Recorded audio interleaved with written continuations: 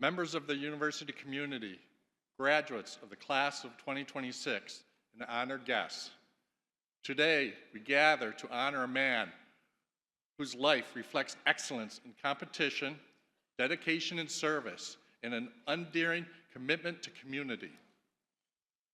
Freddie Crawford, a member of SBU's class of 1964, stands among the greatest student athletes in the storied history of St. Bonaventure University. A native of the Bronx, he arrived on this campus and quickly made his mark, helping lead the Bonnies to a national prominence in the first NCAA tournament in 1961. Over 3 varsity seasons, he scored 1,738 points, averaged a double-double, and earned all East honors as a senior and captain of the team. His success continued at the professional level, where he competed in the NBA for several franchises, including the New York Knicks, the Los Angeles Lakers, and the Buffalo Braves.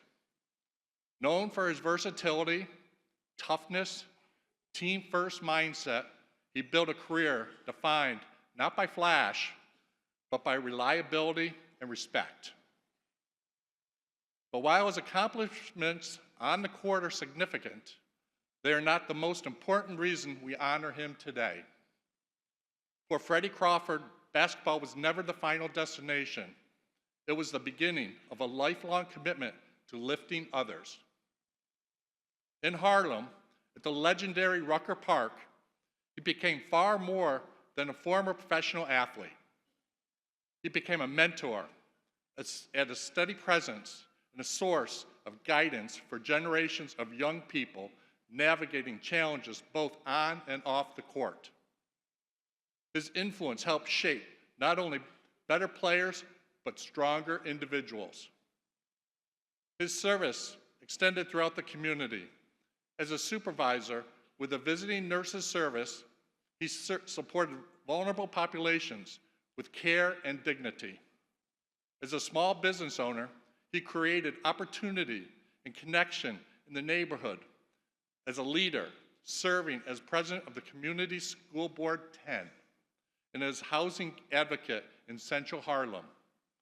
He worked tirelessly to strengthen the very fabric of his community.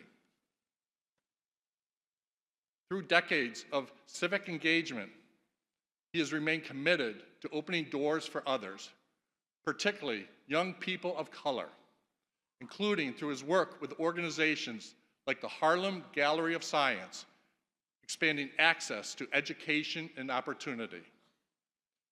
Freddie's life reminds us that true greatness is not measured solely in points and games won, but in lives changed, communities strengthened, and opportunities created for those who follow. His legacy is one of quiet leadership, steady generosity, and unwavering belief in the power of giving back. For his distinguished athletic career, and more importantly, for his lifelong dedication to service, mentorship, community impact, it is our honor to recognize him today. President Gingrich, I ask you to confer upon Frederick R. Crawford, Sr., the degree of Doctor of Humane Letters, honoris causa.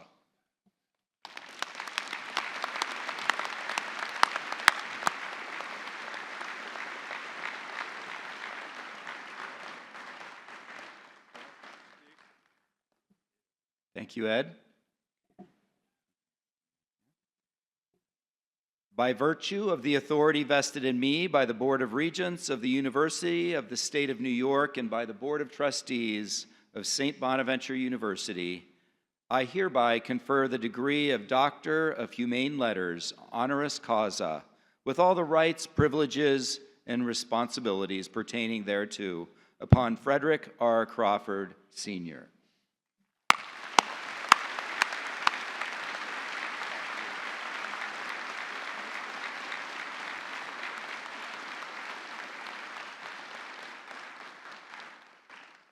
Congratulations, Freddie. And now we are honored to have Freddie and his daughter, Crystal Crawford, who is a nationally recognized leader in philanthropy, public health, law, and social justice, with more than 2 decades of experience in advancing equity for underserved communities, share their 2026 commencement speech comments. Thank you. Well, you can see why I brought my daughter with me. I am definitely a fan of all the young ladies that we have here today. Not that I omit the fellas in any event. President Gingrich, trustees, faculty, families, friends, and most importantly, the graduating class. I remember. Receiving this doctorate is deeply meaningful to me. And, you know, so many things go on in your life, but this is quite an honor. And I receive it humbly. It's deeply meaning to me, but standing here today, speaking to you at this turning point in your lives may be the greatest honor of all. Graduates, today is a day of celebration. It's the culmination of years of discipline, sacrifice, late nights, early mornings, and moments when quitting would have been easier than continuing. You stayed with it, though. You pushed through. And today you cross the stage not just with a degree, but with proof that you can finish what you start. But let me be honest with you. You are graduating into a world that is changing faster than any generation before you. The job market is shifting.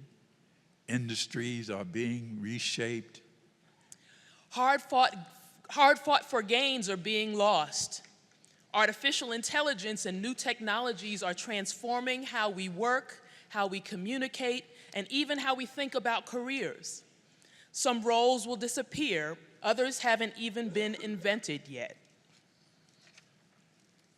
That can sound intimidating, but I see it differently. You are not entering uncertainty, you are entering opportunity. Every generation faces headwinds. My generation did, the generation before me did. What defines success is not the absence of change, but the ability to adapt to it. Your degree is not just a credential. It's evidence that you are gifted and know how to learn. In this new world, learning is the most valuable skill you can have. The people who succeed will not be the ones who know the most today. They'll be the ones willing to keep growing and keep growing and keep growing tomorrow and the next day. So let us share a few thoughts we hope you will carry with you. First, be adaptable. Your first job may not be your dream job.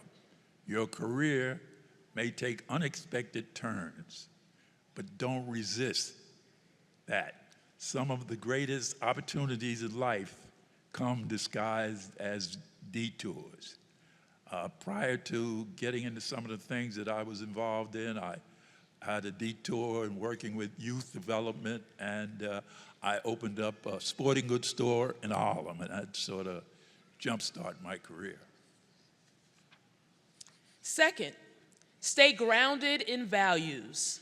Technology will change, industries will change, the law may change, but integrity, work ethic, kindness, and respect, those never go out of style. Your reputation and commitment to what is right will travel further than your resume. Be grounded in values. In my own life, a couple things come to mind as I think about this principle is that my parents marched in the historic March on Washington for Jobs and Freedom, led by Dr. Martin Luther King and other civil rights champions. I'm the first person in my family who was born with the right to vote.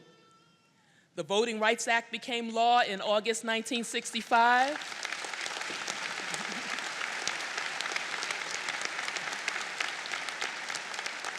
As you may know, the Voting Rights Act was signed into law in August 1965, and I was born in October of 1965. I went to law school to do my part in continuing the fight for civil rights and social justice. Recent civil rights retrenchment taking place and some of the things happening in this country are deeply troubling as someone who was born, first person in my family born with the right to vote. But in the words of Ella Baker, great civil rights activist, and the singing group Sweet Honey in the Rock, we who believe in freedom cannot rest until it comes. We will continue to struggle for these so important civil rights and voting rights.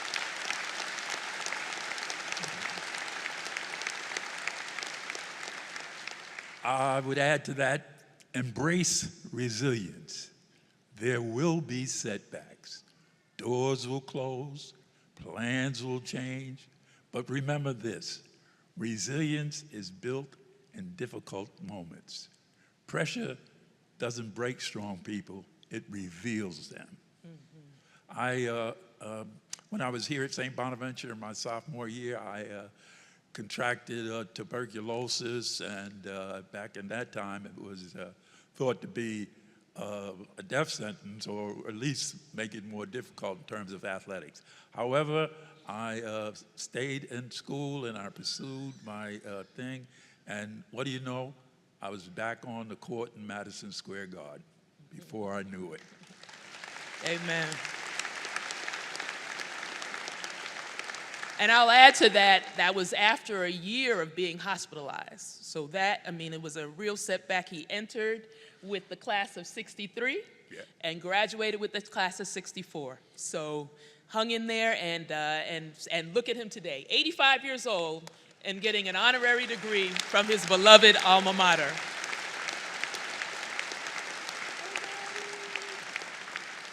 Fourth principle we want to lift up is that you need to lift others as you climb. Success means more when it's shared. Help someone behind you. Mentor someone who needs guidance. Use your education not just to advance yourself, but to improve your community.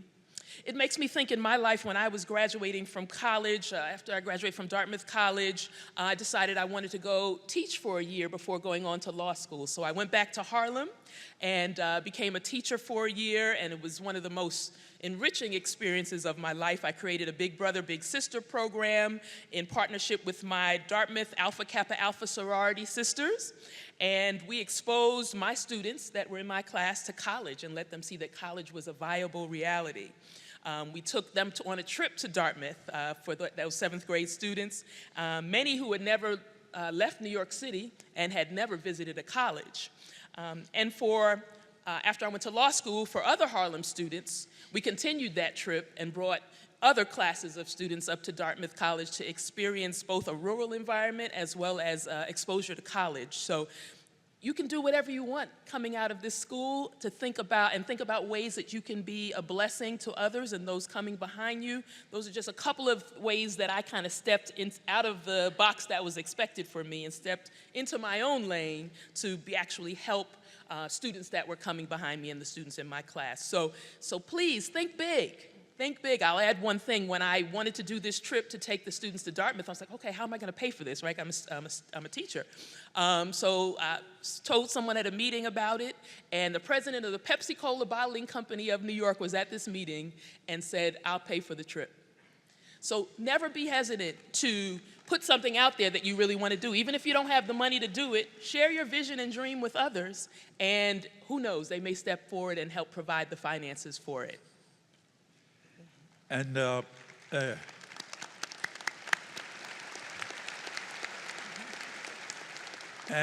finally, believe in your ability to make a difference.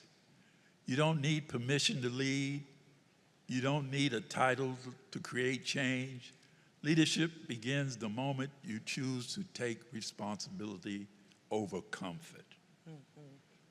Graduates, as you leave here today, you carry more than knowledge, you carry hope. Hope for your families, for your communities, and for the future. Some of you will become innovators, some entrepreneurs, some educators, some public servants, some advocates, some will lead companies, some will build families. All of you have the ability to impact lives. So years from now, your success won't be measured only by what you achieve, but by who you helped, what you built, how you made people feel along the way. Today is not the finish line, it's the starting line. Yes. Your life is designed, yes, the starting line. Your life is designed and commissioned by God to enhance the community and to advocate for what is good and what is right. Remember that with God, there are no hopeless situations or hopeless people. Our lives are in a constant state of change, and it is imperative that we learn to make transitions well. By staying close to God through prayer and the study of His Word, you can really make a difference, and we can make sure that our lives and attitudes honor God with each change that comes. Walk forward with confidence, lead with humility, work with purpose, fight for justice, prioritize wellness for yourself and others, and never stop learning.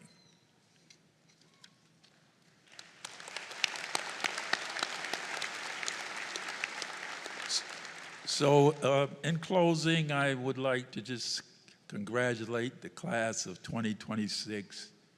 Your future is waiting for you, and I'm jealous because it's so bright.